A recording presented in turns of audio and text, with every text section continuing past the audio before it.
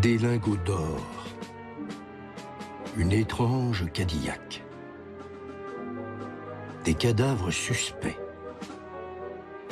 des agents secrets, des nazis masqués et des politiciens corrompus. Ça commence comme un rébut. Au début, on ne comprend rien.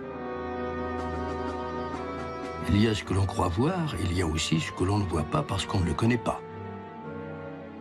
Faire apparaître les liens inattendus entre des faits isolés ou entre des hommes comme entre des images conduit à des secrets cachés. Il y a par exemple ce pays dont on ne sait rien, sans frontières visibles, une simple vallée dans les Alpes près du lac de Constance entre la Suisse et l'Autriche, le Liechtenstein. Il y a là, au Liechtenstein, ce jardin sur les collines et cette villa qu'on appelle Octogone, apparemment si paisible, luxueuse et pourtant habitée de fantômes et de rumeurs criminelles. Quel lien y a-t-il entre cette villa et l'or volé des nazis pendant la guerre il y a 65 ans?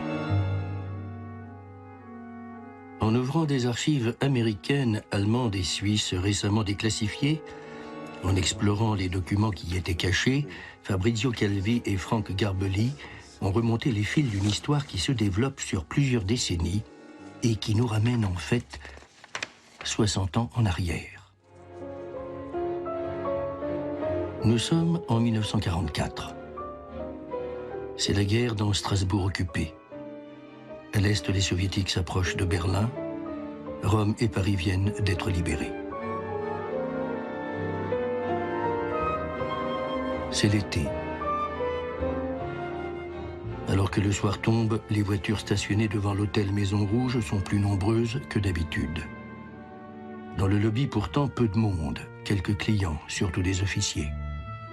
Tard dans la soirée, les lumières du salon privé au dernier étage restent allumées, les portes sont fermées, l'entrée interdite et gardée par un sous-officier. Il y a là, on le sait, un général important de l'organisation Todt, des représentants des ministères de la Marine et de l'Armement, et ceux des principaux groupes industriels allemands, Krupp, Büssing, Rheinmetall, Messerschmitt notamment. Ils sont 10, on a la liste. L'ambiance est tendue. Les Allemands savent que la défaite n'est plus qu'une question de mois, il faut s'y préparer. C'est le but de la réunion, mettre à l'abri la puissance financière de l'Allemagne. Or, parmi les participants, l'un d'eux est un agent double travaillant pour les services français depuis plusieurs années. Ces notes prises au cours de la réunion seront communiquées aux services américains. Elle raconte en détail ce qui s'est dit ce jour-là dans le salon discret de l'hôtel Maison Rouge à Strasbourg.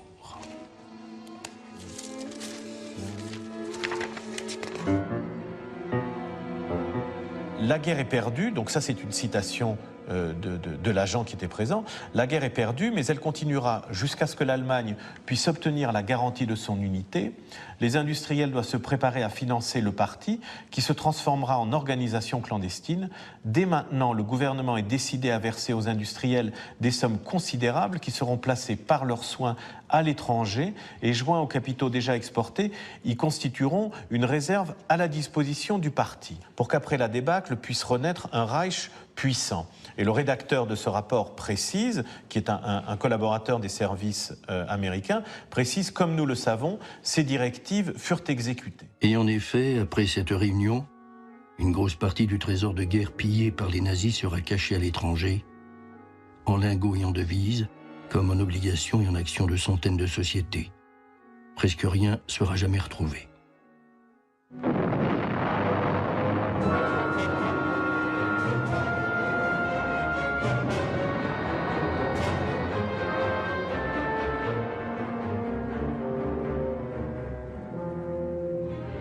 Un an plus tard, il ne reste que des ruines de l'Allemagne nazie.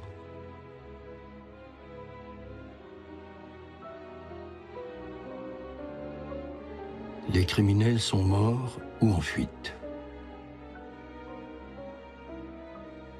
La puissance, l'argent, tout a disparu. Ne reste au cœur des ténèbres que la preuve horrible du crime partagé.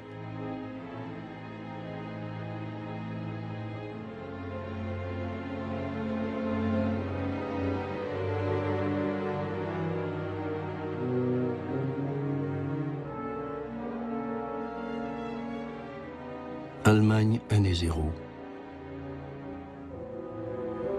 Fin du Reich. Fin du nazisme. Vertige du vide pour les âmes ruinées.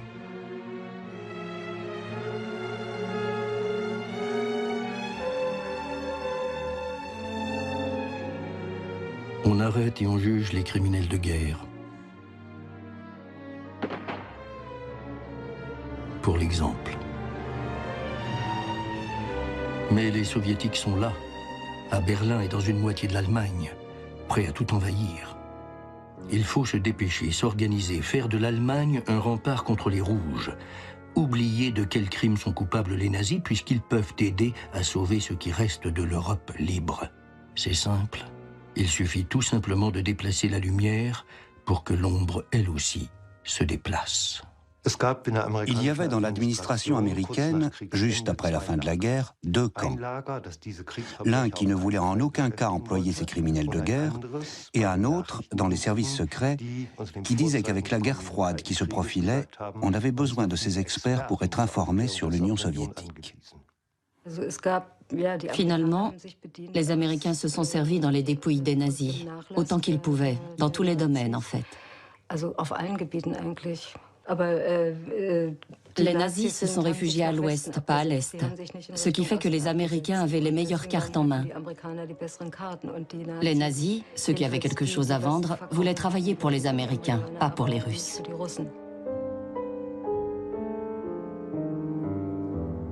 Après le chaos, ce n'est pas encore la vie. C'est seulement la survie. On ne peut pas toujours vivre dans les caves.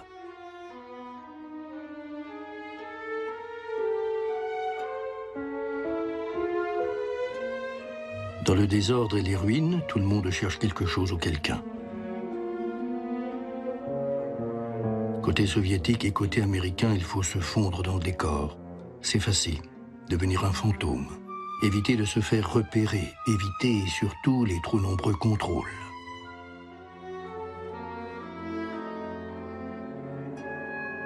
Parmi les criminels de guerre activement recherchés, Reinhard Gehlen, général et principal adjoint du chef des services d'espionnage allemand.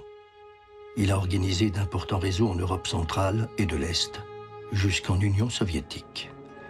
Un homme précieux.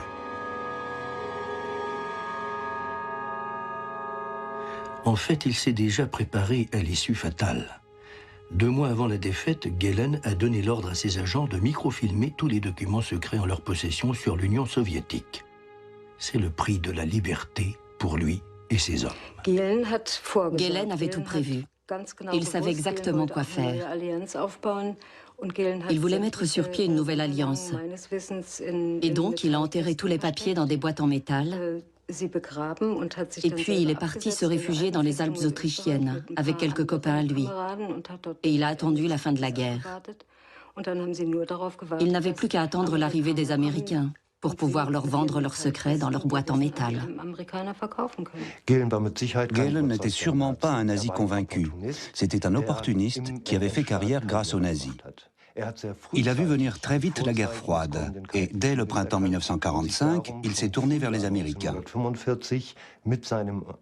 Avec tout ce qu'il avait ramassé, il a été alors retourné par la CIA et jusqu'en 1956, il a espionné pour le compte des Américains, principalement contre l'Allemagne de l'Est.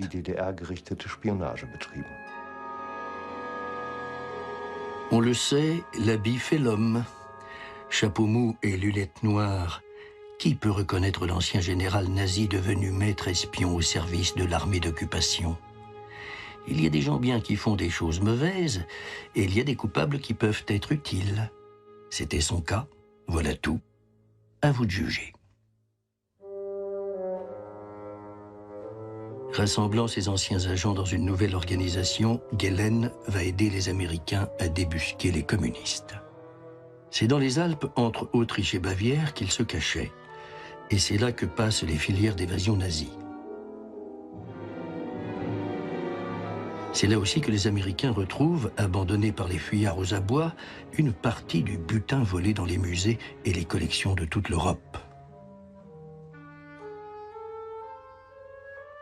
Et surprise des surprises, à 2 pas de la frontière suisse, au fond d'une usine, une partie de l'or du Reich, des milliards en billets et en lingots, prêts à disparaître en Suisse ou au Liechtenstein.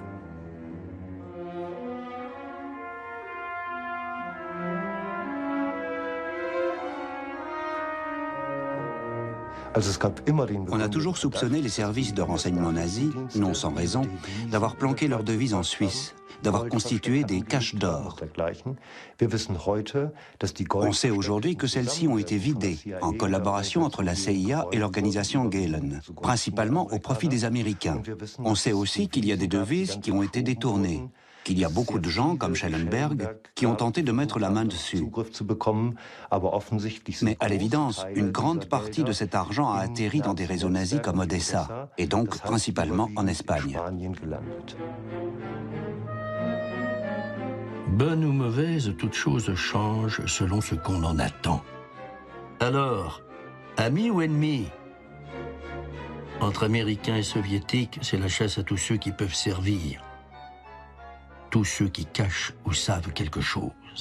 Agents, officiers, ingénieurs, industriels, financiers, savants, chercheurs, qu'importe leur passé. Ce qu'ils savent est précieux. Parmi eux, il y a Monsieur R. Un début de calvitie, le front large, l'air d'un homme d'affaires sérieux et sûr de lui. D'un premier abord affable. Mais tout le secret est dans le visage. Regardez bien ses yeux. Le regard est dur et la bouche mauvaise. Monsieur R porte un nom, Rudolf Rouchevet, agent des services nazis, trafiquant et marchand d'armes. Il a été signalé au service de renseignement suisse qui le piste depuis le début de la guerre. Rudolf Rouchevet était un Allemand originaire d'Erfurt. À l'origine, c'était un homme d'affaires, un industriel. Puis il est passé au commerce des armes.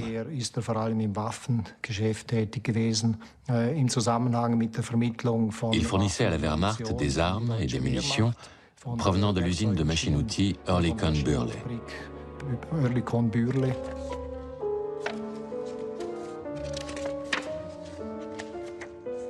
Bürle, c'est un fabricant suisse, c'était un des plus grands fabricants d'armes à l'époque, qui travaillait beaucoup avec le Reich.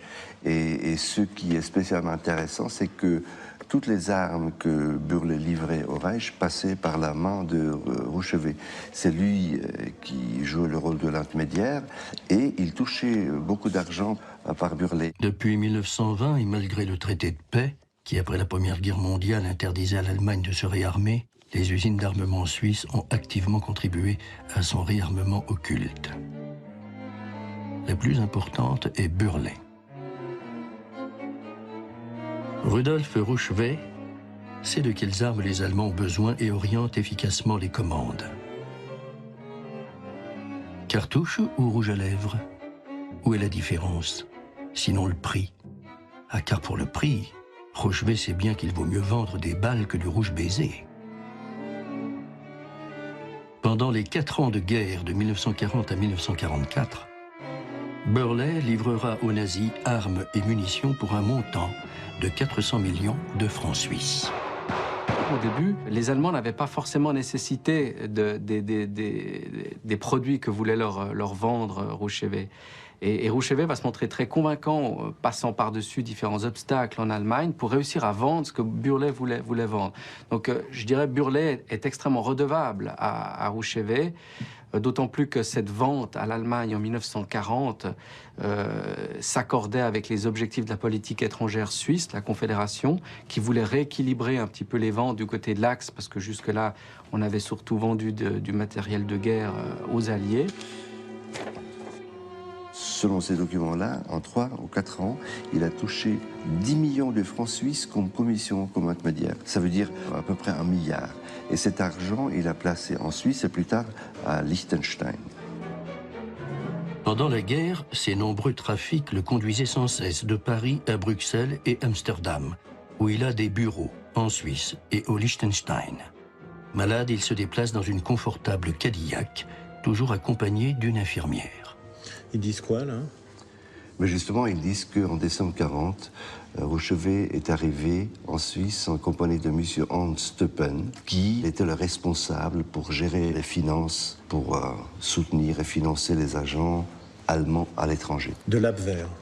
De la contre-espionnage, et il précise en plus que ces deux hommes se sont occupés au voyage précis d'un dépôt à une banque à Berne où il y avait 1 million de francs suisses en lingots d'or. Et c'était de l'argent apparemment pour des agents à l'étranger. 1 million de francs suisses de l'époque, hein, c'est-à-dire c'est quoi, c'est 10 millions aujourd'hui à peu près? À peu près. Depuis l'Autriche, il suffit de prendre la route du lac de Constance vers la Suisse. Après un petit col, la route vers le Liechtenstein est étroite et tortueuse. La frontière, une simple barrière, n'est pas loin. Rouchevaille a fait beaucoup d'allers-retours entre l'Allemagne et la Suisse. Une fois, il s'est fait choper en passant en contrebande de grandes quantités de vêtements de Suisse en Allemagne. Il avait d'ailleurs une voiture spéciale, une Cadillac avec une radio intégrée, ce qui laisse supposer qu'il s'en servait aussi à des fins d'espionnage.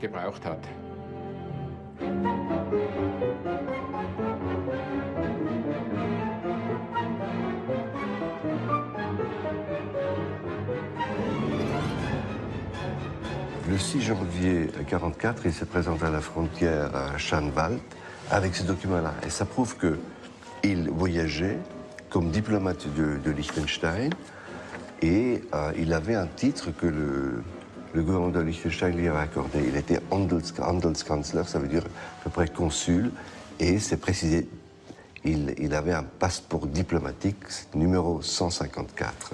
Il venait de Berlin, il se rendait à Schaan, où il habitait. Rudolf Rouchevet est devenu citoyen du Liechtenstein, placé sous la protection d'un passeport diplomatique au titre de chancelier commercial. Cette photo, la seule qui reste de lui, est aujourd'hui dans le dossier établi pour son passeport, retrouvé dans un carton des Archives nationales à Vaduz. La route, il en connaît chaque virage, chaque trou. La route est mauvaise. Il faut conduire lentement. La villa construite en 1943 est un peu à l'écart, sur les hauteurs, au bord de la forêt.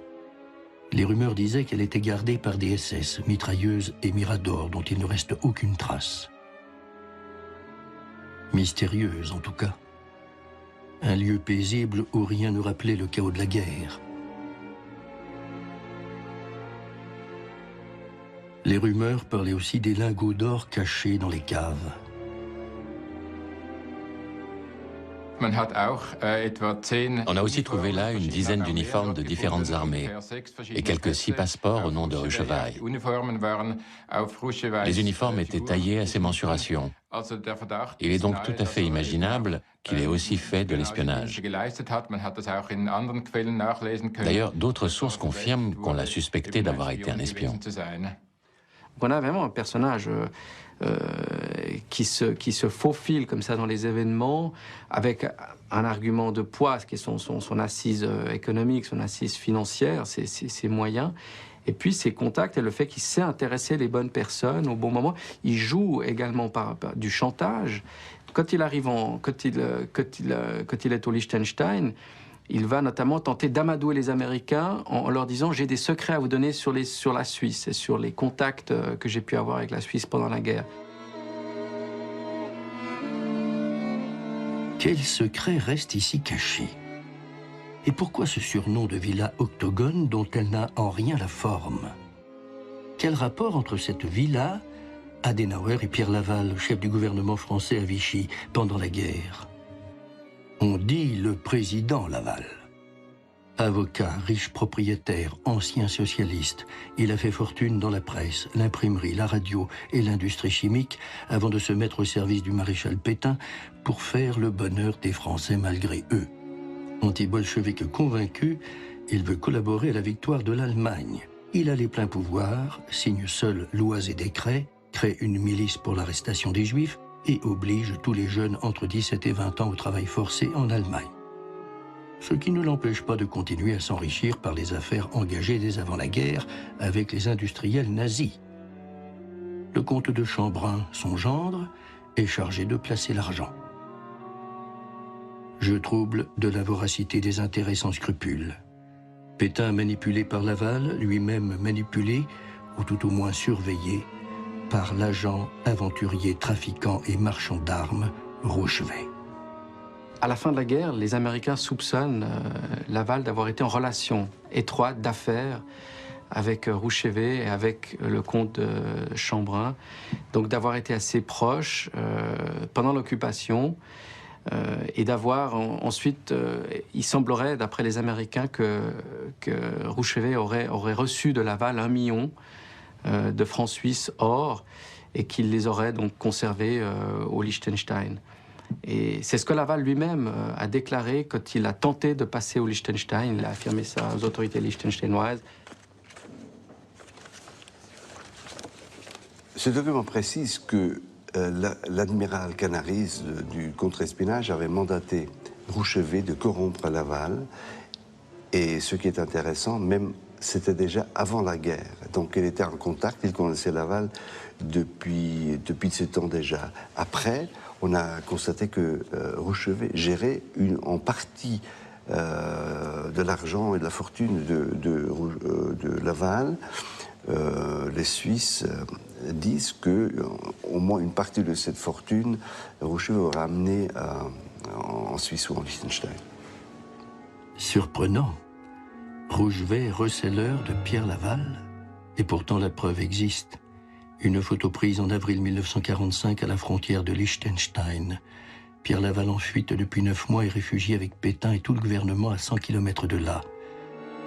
Que venait-il faire là, au Liechtenstein? Laval s'est rendu à la frontière de Liechtenstein en venant de Feldkirch. Et là, il a demandé d'être accepté au Liechtenstein. Et l'argument, c'était qu'il est attendu chez Rouchevet. Et ce qui est spécialement intéressant dans ces documents, c'est qu'au même moment où Laval arrive à la frontière, que Rouchevet, à ce moment-là, a fait retirer l'or qu'il avait à la banque de Liechtenstein. Il l'a fait transporter dans sa propriété à Schaan.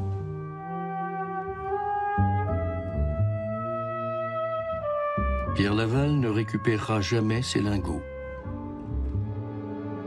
Arrêté peu après à Barcelone. Ramené en France pour y être jugé. Condamné à mort pour haute trahison. Et fusillé 6 mois plus tard dans la cour de la prison de Fresnes.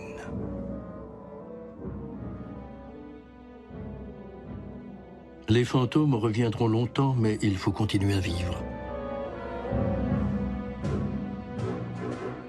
Cela fait déjà plus d'1 an que les Soviétiques occupent une moitié de l'Allemagne et contraignent les troupes américaines à rester pour protéger l'Europe libre.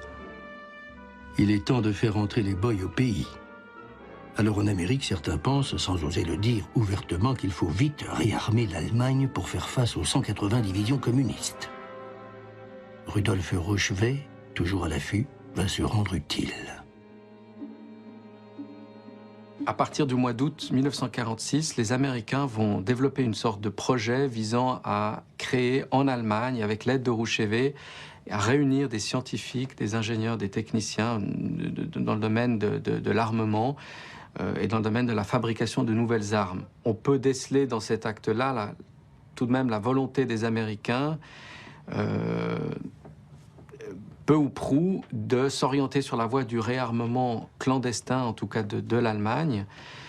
En tout cas, c'est une hypothèse qui leur fait pas peur. Alors l'idée, c'est d'envoyer Rouchevet en Allemagne, voyager à travers les zones d'occupation, en étant accompagné par des officiers et des officiels américains, pour renouer des contacts, glaner des informations et préparer éventuellement la production d'armements, d'armes nouvelles, ces armes nouvelles dont on parlait beaucoup à la fin de la guerre. Pendant que Rudolf Rouchevet parcourt l'Allemagne et réactive ses réseaux, inexorablement, pays après pays, la vague soviétique avance.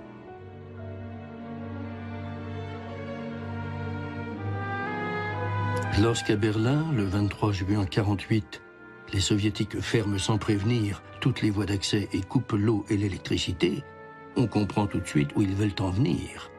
Berlin coupé du monde. C'est peut-être la guerre. Il ne faut pas céder.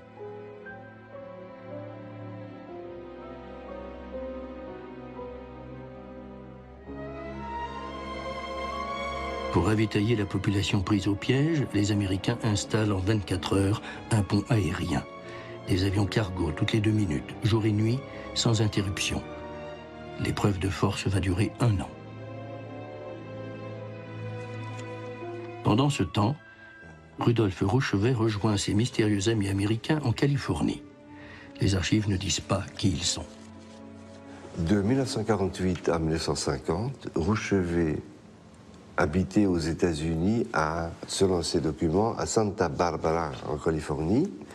Et le rapport des Suisses précise que Rouchevet avait reçu beaucoup de visites à Santa Barbara et les gens, selon ce rapport, sont venus dans des avions spéciaux et Rouchevet lui-même s'est rendu très souvent dans des avions spéciaux à Washington et à New York. À Berlin, les Soviétiques cèdent et lèvent enfin le blocus. Il ne faut pas hésiter. Il faut sans tarder redonner à l'Allemagne les institutions d'un pays libre et démocratique. 10 jours plus tard, la zone ouest devient la République fédérale d'Allemagne et Konrad Adenauer, choisi depuis longtemps par les Américains, est élu chancelier.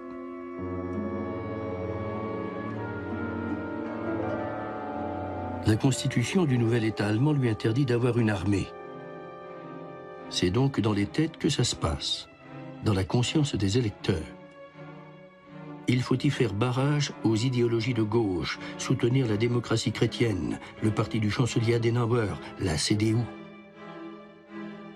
En attendant les armes contre les rouges totalitaires, communistes et socialistes, la liberté passe par les urnes.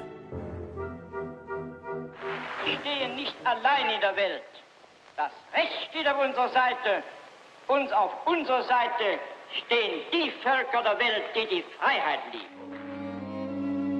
3 ans passent, pendant lesquels la question insistante du réarmement allemand continue à diviser l'Europe. Début 1952. Rudolf Rouchevet est de retour dans sa villa de Schaan. Il n'est pas seul. 6 grosses limousines remplissent la cour. Les grilles sont fermées. Dans les cartons des archives suisses, un document révèle aujourd'hui ce qui se passe ce jour-là dans la villa. La création d'une société dont Rudolf Rouchevet est le président, officiellement spécialisé dans la gérance de fortune, les achats d'actions et l'import-export. Nom de la société, Octogone. En fait, une société aux activités réelles bien cachées. On comprend pourquoi. Rouchevet aurait expliqué que cette société avait comme mission d'organiser toutes les relations commerciales, mais pour des armes, avec l'Allemagne après-guerre, donc avec l'Allemagne de l'Adenauer. Ce qui est intéressant, c'est le conseil d'administration. À côté de Rudolf Rouchevet, qui est le président et l'homme important, on trouve Alois Vogt, à l'époque ministre au gouvernement de Liechtenstein, mais il y a aussi un Américain, White, et le directeur de Hispana Suiza, une usine d'armement de Genève. Attends, White, moi je le connais, c'est un homme d'affaires, un aventurier, un affairiste qui est proche de la CIA. Donc est-ce que ça veut dire que Octogone Trust est lié ou contrôlé par la CIA ? Selon les rapports des archives ici, qui sont des rapports de police, des rapports des services suisses, White était interrogé. Et White lui-même a dit qu'il avait travaillé pour les services anglais et américains pendant la guerre, qu'il était très proche de Allen Dulles. Et après la guerre, il continuait de travailler pour les services. Et il a dit qu'il se présentait ici comme homme d'affaires, mais qu'en fait, il était un agent. Et homme d'affaires, c'était juste sa couverture. Rouchevet aurait eu des contacts aussi avec Gehlen. On est toujours face à ce genre de problème, face à une difficulté. C'est qu'il y a vraiment beaucoup d'indices, beaucoup de convergences qui montrent qu'effectivement, là, il y a quelque chose qui se noue. Et ça va au-delà de Rouchévé, pour toute une série de personnes. Mais bon, il faudrait pouvoir aller plus loin. Plus loin? Avant d'aller au chancelier Adenauer, c'est à Genève que l'histoire nous conduit. C'est là, dans un salon privé de l'Hôtel de la Paix, que 6 mois plus tard, Rudolf Rouchévé signe un premier contrat de 3,7 milliards de francs suisses pour l'achat de canons et de munitions à Hispano-Suiza. Pourtant, à cette date, malgré les attentes, le réarmement de l'Allemagne est toujours interdit par la Constitution. L'armée allemande ne sera créée que 2 ans plus tard. Contrat ultra secret donc et signature bien arrosée dont les archives suisses gardent les factures au nom de M. Rouchévé. Krug. 10 bouteilles de champagne Krug 45. Oui. Quelques mois plus tard, Franz Josef Strauß, ministre fédéral chargé d'attributions spéciales, vient signer avec Octogone et Hispano-Suiza un contrat de 2 milliards de Deutschmark pour la commande de 10 600 chars d'un type nouveau, dont il n'existe encore qu'une maquette en bois. Dès la signature, Strauß verse une avance de 193 millions, ainsi qu'une commission de 12 millions sur un compte bloqué de la banque Salomon Oppenheim. Les ventes d'armes s'écommodent. Argent public, montants énormes et secret défense. Ni vu ni connu, aucun contrôle. Nous y reviendrons. Parallèlement, Octogone organise des transferts de fonds de Suisse en Allemagne, portant sur plusieurs milliards. Le procureur suisse découvrira plus tard qu'il s'agit de fonds cachés par les services secrets nazis, 8 ans plus tôt, après la fameuse réunion de l'hôtel Maison Rouge.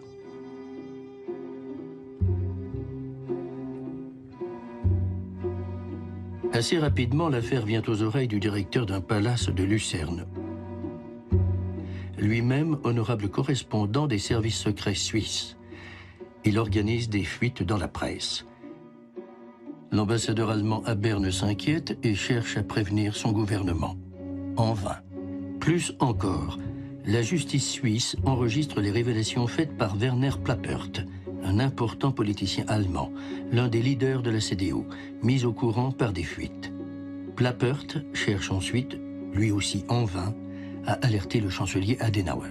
Tout d'abord, il va à Bonn, après il va à l'ambassade de l'Allemagne à Berne, puis il s'adresse au ministère concernant, puis il s'adresse même à Adenauer lui-même, et finalement, il donne aussi des documents à Gehlen, le chef des services secrets en Allemagne. Reinhard Gehlen, vous vous souvenez, l'ancien nazi placé par les Américains à la tête des services de contre-espionnage allemands.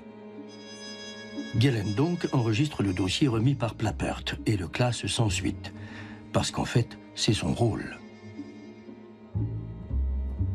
Le BND, les services secrets, est placé directement sous l'autorité du chancelier. Il est le principal bras armé et le plus secret de sa politique. Et quand le chancelier Adenauer a recours à des pratiques illégales pour financer des partis politiques, ces pratiques sont couvertes à l'échelon intermédiaire par les services secrets. Oui, Octogone apparemment est très lié avec le Bundesnachrichtendienst, le service secret allemand, mais sous tutelle, sous contrôle américain de Reinhard Gehlen. Si on regarde l'histoire de l'organisation Gehlen et les services secrets ouest-allemands, il y a une continuité permanente dans leur coopération avec les marchands d'armes, en particulier pour les ventes d'armes illégales, et spécialement vers les régions en crise et les États en guerre, ce qui est en contradiction flagrante avec l'interdiction formulée par la Constitution. Autant dire qu'en remettant à Gehlen le dossier Octogone, Plappert allait tout droit dans la gueule du loup. Il n'avait aucune chance. Ce qu'ils ont découvert, ce qu'ils ont dénoncé, c'est qu'il était sûr qu'il y a un système de corruption. Même qu'on a des choses très très précises, il y a notamment l'ambassadeur d'Allemagne à Berne dit « J'ai eu en main une liste de 15 personnes, de 15 ministres et responsables politiques autour de l'Adenauer qui ont touché de l'argent. »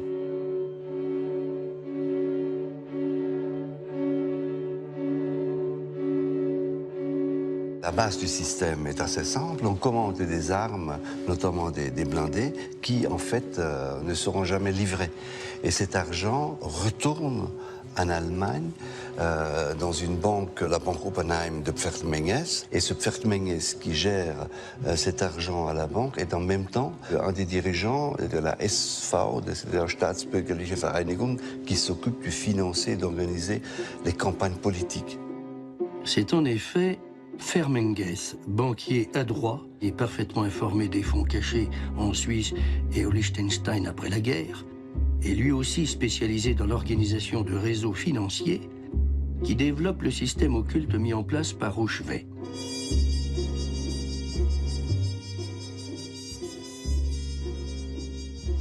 Pferdmenges et Adenauer étaient très amis depuis les années 20. Pferdmenges passait pour être le seul à pouvoir tutoyer Adenauer.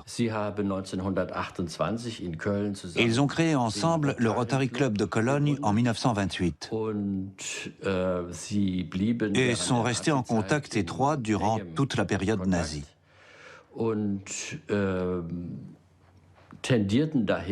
Ils avaient songé à faire rentrer les nazis au gouvernement. Il ne faut pas oublier qu'Adenauer était le principal représentant du Zentrum, un parti catholique. Et Adenauer a aussi essayé, dès avant 1933, de faire entrer les nazis au gouvernement. Si vous parlez de l'époque de Konrad Adenauer, lequel a sans doute été le plus important chancelier de la République fédérale, vous tombez toujours sur Pferdmenges. Robert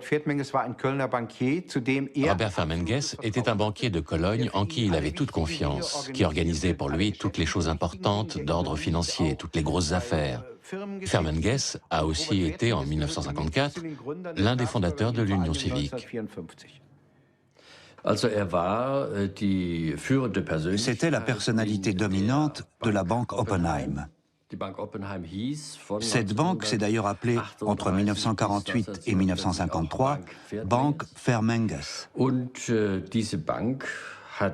Cette banque, qui est l'une des rares banques privées juives à avoir survécu, avait joué un rôle de premier plan sous les nazis pour la conduite de la guerre. Elle a participé au financement des grands programmes d'armement de Krupp et des usines Hermann Göring. Elle a pris une part active aux arianisations, en particulier au Luxembourg et en Pologne. Elle a aussi joué un rôle important pour les contacts financiers internationaux du Reich pendant la guerre. Le processus de lavage d'argent était tout simple. Une entreprise donne de l'argent, l'argent est alors transféré par des voies détournées en Suisse ou à Vaduz. Là, il est officiellement dépensé dans un but d'intérêt général factice. 10% sont soustraits au passage et le reste est récupéré par les trésoriers des partis conservateurs. Ça, c'était le système pour battre les socialistes. C'était l'arme la plus importante d'Adenauer. Une arme financière.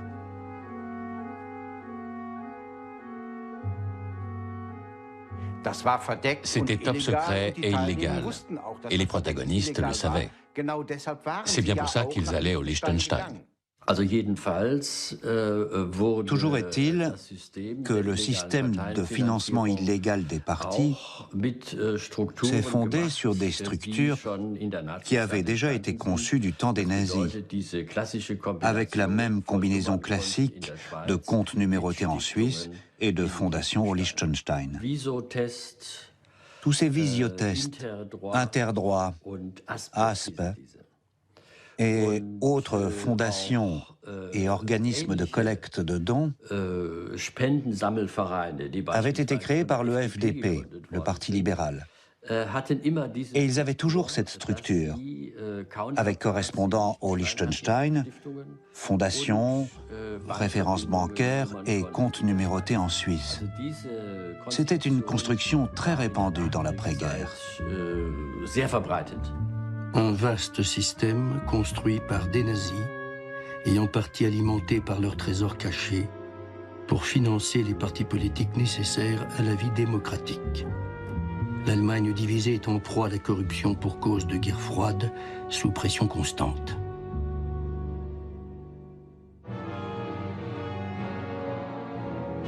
Lorsqu'au matin du 16 juin 1953, dans la zone soviétique de Berlin, des ouvriers du bâtiment se révoltent contre de nouvelles restrictions et qu'aussitôt et spontanément un cortège de milliers de manifestants se forme, appelant à la grève générale, la surprise est totale.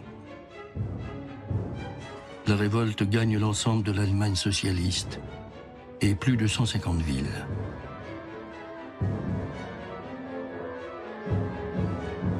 Moscou déclare l'état d'urgence et fait intervenir les chars.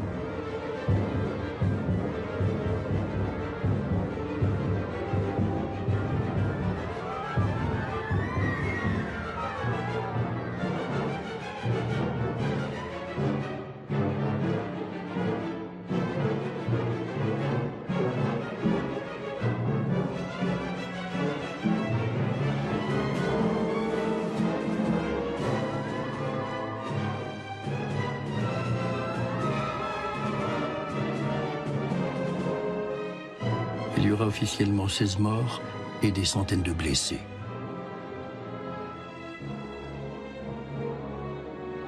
À l'ouest, contre le réarmement, ce sont les pacifistes et les partis de gauche qui manifestent.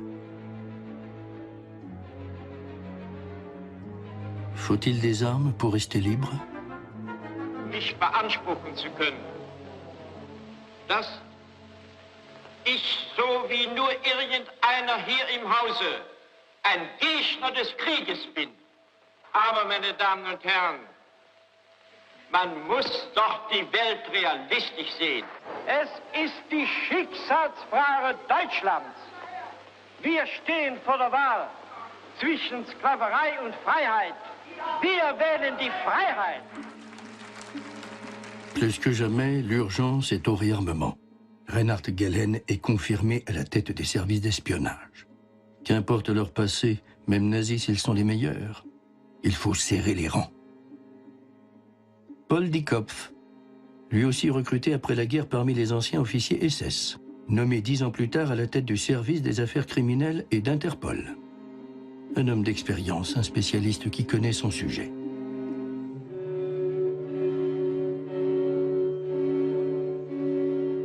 Die Straftaten, die uns am meisten zu schaffen machen, gehören in das Gebiet des Diebstahls. An sich ist es nicht zu erklären, dass bei dem heutigen Wohlstand der Diebstahl ein solches Ausmaß angenommen hat. Leider ist dieses Phänomen in allen hochzivilisierten Staaten zu bedenken und zu bemerken. Es könnte sein, dass an unserer Zivilisation, ganz sicher aber an unserer Erziehung etwas mangelt. Paul Diekopf a d'abord été officier SS sous le Troisième Reich, un grade pas très élevé, grosso modo sous-lieutenant. Comme beaucoup d'autres de cette jeune génération de collaborateurs de l'Office central de sécurité du Reich, il est passé ensuite directement au service secret ouest-allemand, où il a eu une fonction de couverture pour beaucoup d'anciens membres des services de renseignement nazis. Ensuite, Paul Diekopf est devenu président du BKA, l'Office fédéral de police criminelle. Il est responsable en tant que tel d'y avoir fait entrer beaucoup d'anciens nazis, et il a enterré beaucoup de dossiers que voulait faire avancer le gouvernement.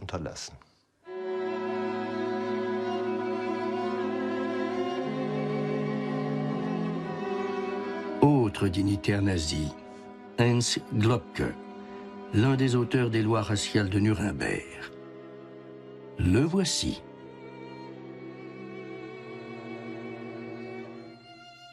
Courtisan zélé, onctueux et affable. Responsable de la sécurité de la République. Dans les premières années de la RFA, le chancelier Adenauer et ses secrétaires d'État Lenz et Globke se sont beaucoup appuyés sur l'élite nazie dans de nombreux secteurs de la vie publique, y compris dans la justice, mais aussi dans l'armée et les services de renseignement. Car c'est là que s'étaient regroupées dès 1947 les anciennes élites nazies. Elles exerçaient une grande influence politique sur le gouvernement Adenauer, mais aussi sur des partis d'opposition comme le SPD. Konrad Adenauer n'était pas un nazi, il était anti-nazi, mais il aimait les gens compétents.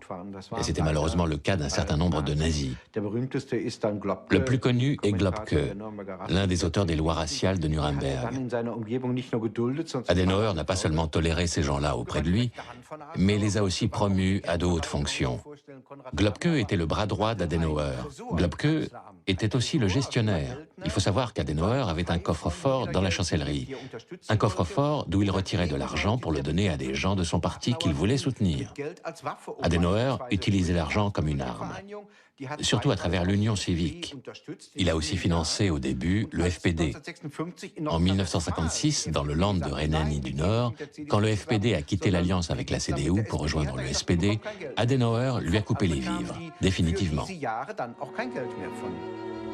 Organisé par le banquier Fermenges, protégé par Gehlen, Globke, Dieckhoff, tous professionnels des affaires secrètes, le système Adenauer tourne parfaitement, alimenté par l'argent secret des commissions et des ventes d'armes fictives.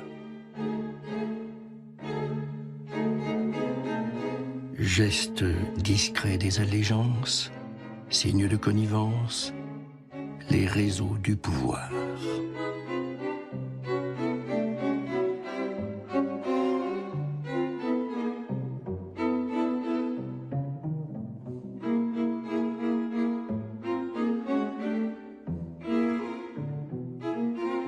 Heinz Globke, encore, distribue les faveurs. Le voici enfin l'homme qui monte, l'homme à suivre, Helmut Kohl. Pour l'instant, il s'informe. L'Union civique était un organisme établi d'abord à Cologne, et quand les impôts se sont montrés un peu trop curieux, ils sont partis à Koblenz. Là, le gouvernement était CDU, et le ministre-président allait bientôt être Helmut Kohl. Ils ont donc été soutenus toutes ces années, et les impôts n'ont jamais pu mettre le nez dans les affaires de l'Union civique. Celle-ci collectait de l'argent dans l'industrie par millions. Ces millions étaient alors acheminés par des voies diverses en Suisse et au Liechtenstein. Ensuite, ils étaient rapportés après un petit prélèvement. Parfois, c'était le trésorier lui-même qui allait les chercher. Des centaines de milliers de marks passaient la frontière dans le coffre de sa voiture.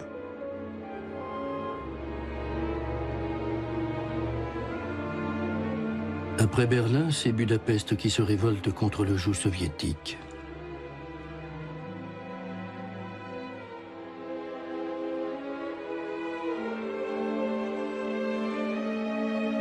La répression est rapide, brutale, définitive. La guerre froide est à nouveau brûlante. Ce n'est pas le moment de répandre ces rumeurs de corruption qui vont affaiblir la démocratie chrétienne et faire le lit des partis de gauche. Silence dans les rangs.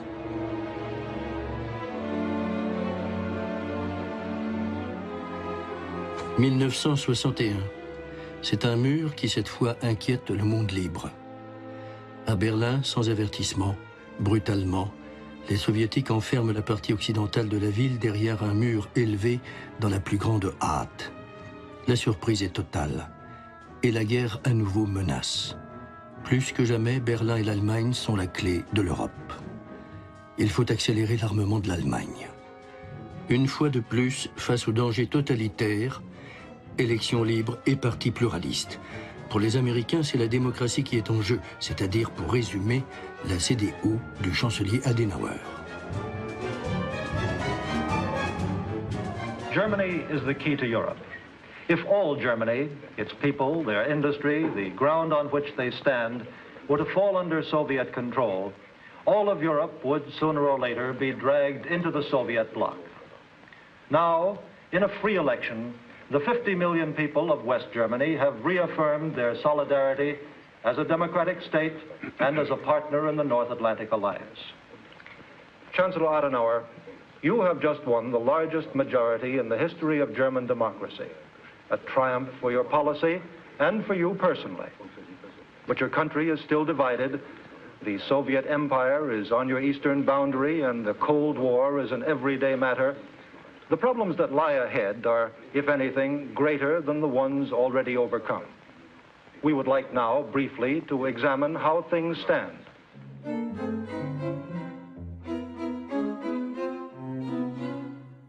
Le monde libre a besoin d'une Allemagne réarmée.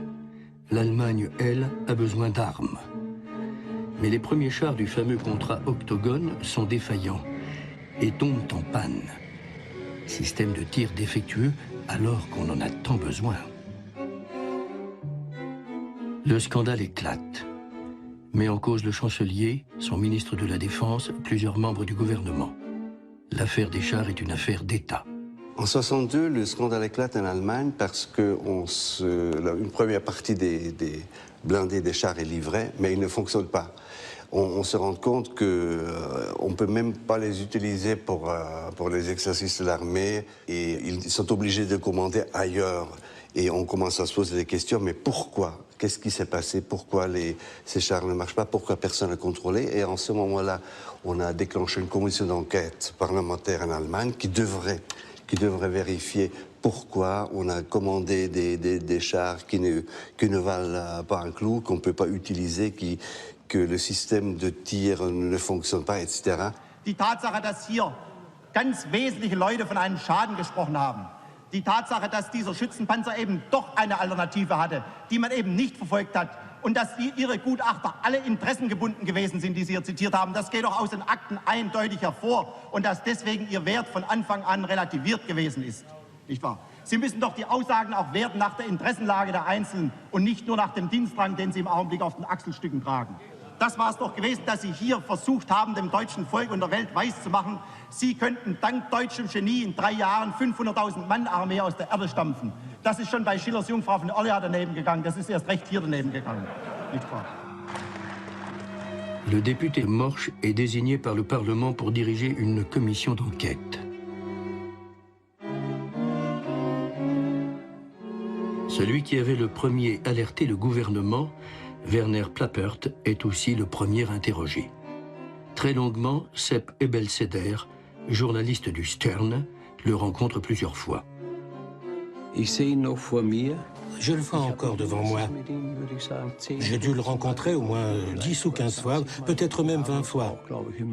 On s'est même rencontré à Munich. Il était vraiment très bien informé, mais il était facilement irritable. Il s'énervait très vite. Ses déclarations tenaient la route, c'est vrai. Il n'avait rien à retirer. Il était très impulsif, très énervé quand il parlait. Pour beaucoup de choses, je me demandais s'il disait la vérité ou s'il mentait. Ou alors s'il se trompait, consciemment ou inconsciemment. Et moi, j'étais obligé de tout vérifier. On avait un service de contentieux au Stern. Alors, un rédacteur en chef et le service de contentieux ont regardé tout ça de très près. Et ils me demandaient « Est-ce que tu as des preuves ?» Moi, j'étais là, au service juridique, et ils m'ont débriefé pendant plus de 4 heures. Mais après, c'était calé, et puis j'ai eu accès à des nouveaux documents. Die stand ja schon schlecht da. Und Sie haben die Beweise gehabt, sozusagen, gegen die CDU. Oui, j'avais des preuves, et puis des documents écrits. Und Sie konnten wirklich beweisen, dass die CDU Geld bekommen hat? Oui, tout est là-dedans. C'était inattaquable. Cette histoire, on peut le dire maintenant, ça a vraiment été un des plus grands scandales de l'après-guerre. Les archives du Bundestag détiennent toujours les minutes des auditions effectuées par la commission d'enquête. Celle de Plappert fut la première et la plus longue. En voici un extrait. Question. Monsieur Plappert, depuis quand aviez-vous le soupçon que dans le marché d'armement conclu par le Trust Octogone avec la Hispano-Suiza, il y a eu massivement des corruptions et des versements à la caisse du parti de la CDU? Réponse. Au moins depuis 1953. Des allusions m'avaient été faites en Suisse en relation avec la livraison de 100 pièces d'artillerie par le Trust Octogone au service de protection des frontières allemand. 5% de la somme d'achat, 570 millions de Deutschmark, serait retournée en RFA à des fonctionnaires et à des politiciens de la CDU. Lorsque j'ai creusé cette rumeur, j'ai d'abord reçu un avertissement m'intimant le conseil de ne surtout pas m'en mêler. Question. Lorsque vos soupçons sont devenus plus concrets, avez-vous informé un service officiel allemand? Réponse. Je me suis adressé à l'ambassadeur d'Allemagne en Suisse, un des fondateurs de la CDU. Il a lu très attentivement mon rapport et l'a transmis au ministère des Affaires étrangères. En tant que dirigeant de la CDU, il a également adressé une lettre personnelle au docteur Adenauer. Question. Savez-vous comment le gouvernement allemand a réagi? Réponse. Le ministère lui a ordonné de ne plus s'occuper de cette affaire. Lorsqu'il est parti plus tard à la retraite, le ministère lui a imposé un devoir de réserve particulier sur les marchés d'armes entre le gouvernement, le Trust Octogone et la Hispano-Suiza. Question. Vous connaissiez les protagonistes de toute cette affaire. Pensez-vous qu'il est possible que ce ne soit pas seulement quelques individus, mais également la CDU en tant que parti gouvernemental qui s'est enrichi dans cette affaire louche?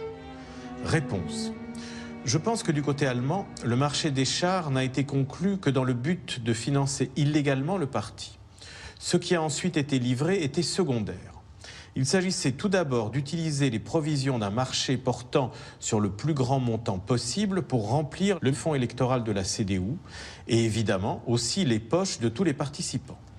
D'où les acomptes exceptionnellement élevés, plus de 200 millions de Deutschmark, faits sur le dos des contribuables. La presse se passionne pour l'affaire, donne des détails. L'entrée discrète de l'hôtel où furent signés les contrats, le visage des principaux protagonistes, Fermenges, Gellen, le marchand d'armes Kramer, patron d'Hispano-Suiza. Mais contre toute attente, pour Plappert, l'affaire se passe mal. Des rumeurs circulent qui mettent en doute son honnêteté. Vite lâché par ses amis politiques, isolé, déprimé, il doit se cacher pour fuir les pressions et les rumeurs dont on le harcèle. Finalement, on retrouve son cadavre ici, sur ce bord du lac de Constance, à mi-chemin du Liechtenstein et de la Suisse. Tout un symbole. Suicide, meurtre, qui sait? Fin tragique du principal témoin à charge et le plus dangereux sans doute. Je le vois encore devant moi. Und man hat damals gesagt, ist umgebracht und vergiftet worden. Oui, on a dit ça, mais je n'ai pas enquêté là-dessus, parce que sinon, j'en aurais jamais fini. Et pour moi, toute cette histoire était terminée. Mais il y a eu des suites. Le Stern voulait encore que je fasse tout un dossier. Il a même été question d'un livre. Mais moi, j'ai dit, j'en peux plus, j'en ai soupé. Je dois faire autre chose. Ou alors, je quitte le Stern, parce que je ne supporte plus cette histoire. Je dois avouer que je ne l'ai compris que plus tard. C'était très dangereux. Schaufelberger me disait toujours « Fais gaffe, ils tombent dans le collimateur ». Bon, ça, tout le monde peut le dire. Mais je m'en rendais bien compte. Même à l'hôtel, je rencontrais tout le temps des gens qui me regardaient en me faisant des grands sourires. Pas des femmes, des hommes. Il m'apostrophait comme ça, d'une table à l'autre, genre « Ah, vous êtes ici en vacances ?» Et puis tout un numéro pour vous embobiner, pour vous appâter et vous emmener avec eux.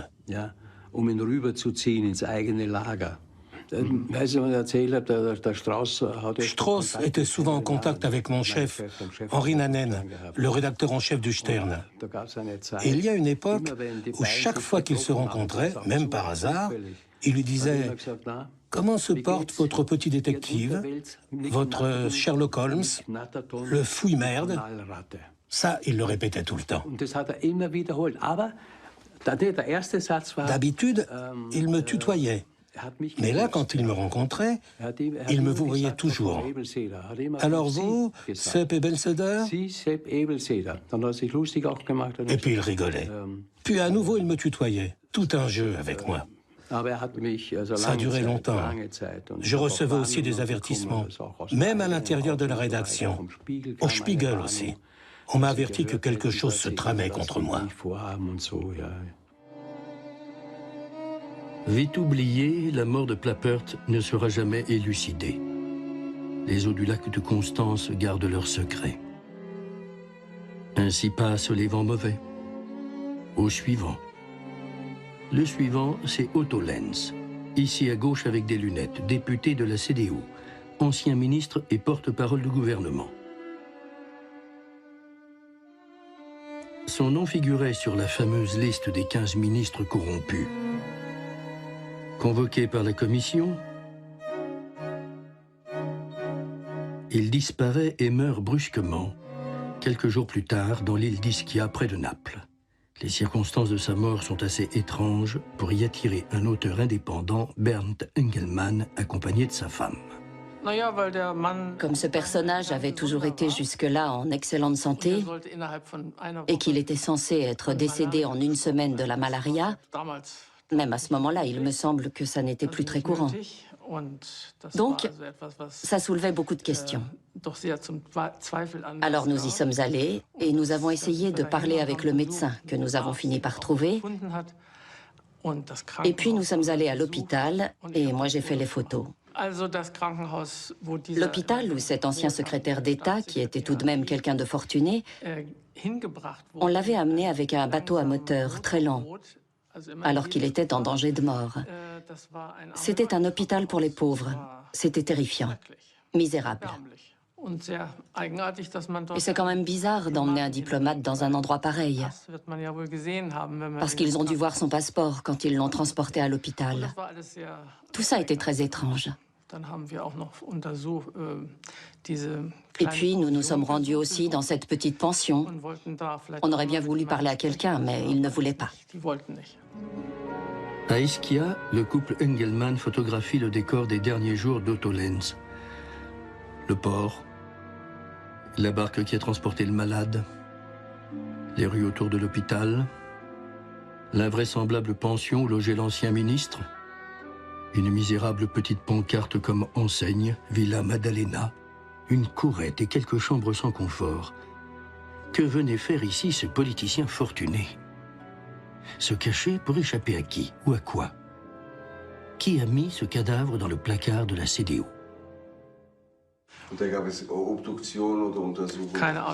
S'il y a eu une autopsie, des examens, je n'en sais rien. Je crois qu'il y a eu des funérailles officielles ou semi-officielles. Mais comment c'est arrivé? Il n'y a jamais eu d'enquête. Je crois que le Parlement l'avait demandé, mais ça ne s'est pas fait. Et à ma connaissance, ça ne s'est pas fait non plus depuis. Non, il n'y a pas eu d'enquête de fait par la République fédérale. C'est ça aussi qui était bizarre. Qu'on laisse mourir comme ça, finir aussi misérablement, un diplomate de haut rang. Qui a mis ce cadavre dans le placard de la CDU? Bernd Engelmann cherche une réponse au Liechtenstein. Mais il n'y a au Liechtenstein que des fleurs, des chalets, des vaches et des Alpes enneigées. Et la villa Octogone. Pourtant, ce n'est pas fini. Peu après la mort suspecte d'Otto Lenz, une femme se manifeste auprès de la commission d'enquête parlementaire et veut être entendue. La secrétaire d'Otto Lenz, connue sous le nom de Maria Claire. La jolie, la belle secrétaire d'Otto Lenz, et même un peu plus. Pour tout dire, sa maîtresse. Ici, à Capri, au début de leur liaison. Plus tard, la complicité amollie des vieux couples. C'est quelqu'un d'assez mystérieux, c'est une personne qui utilise plusieurs identités. Il s'appelle des fois Maria Dattenhofer, elle s'appelle Effie Horn. On ne sait pas trop bien pourquoi elle change souvent d'identité, mais en fait, elle est la maîtresse de Otto Lenz. C'est elle qui l'a accompagné à Naples et à Ischia, et c'est elle qui a vécu la mort et la dernière journée avant la mort de M. Otto Lenz. Elle est après convoquée par la commission d'enquête en Allemagne, mais elle refuse de retourner en Allemagne. Elle dit qu'elle a peur, elle se sent poursuivie, elle prétend qu'on veut aussi la tuer, et justement, elle prétend que Otto Lenz aurait été tué dans le cadre du cas de corruption.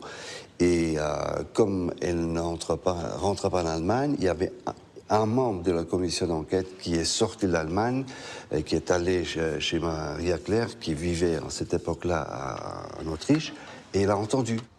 Les archives du Bundestag conservent toutefois le texte exact de sa déclaration au député Morsch. Je déclare sur l'honneur, lors de vacances communes en Autriche, le Dr Lenz a eu un grave accident de ski. Il s'est fêlé une vertèbre et il a dû être hospitalisé pendant 7 semaines. Cet accident a été un grand choc pour lui et il m'a dit « On peut si vite être arraché à la vie. Si j'ai maintenant la possibilité de détourner une forte somme pour moi, je le ferai certainement. Cette occasion pourra se présenter en relation avec le réarmement, car il y en aura pour des milliards. J'ai souvent accompagné Otto Lenz lors de ses nombreux voyages. Une fois en Espagne, nous sommes allés dans un château qui appartenait à un banquier. Après les entretiens, Otto Lenz m'a dit « Maintenant, ça marche. Maintenant, je tiens vraiment la grosse affaire. » Et il a fait pour la première fois devant moi allusion à ce dont il s'agissait, à savoir de blindés pour la nouvelle armée allemande. Quelque temps plus tard, en Allemagne, j'ai demandé à M. Lenz où en étaient les blindés. Il m'a répondu que tout allait bien. Je lui ai encore demandé s'il en avait déjà vu un.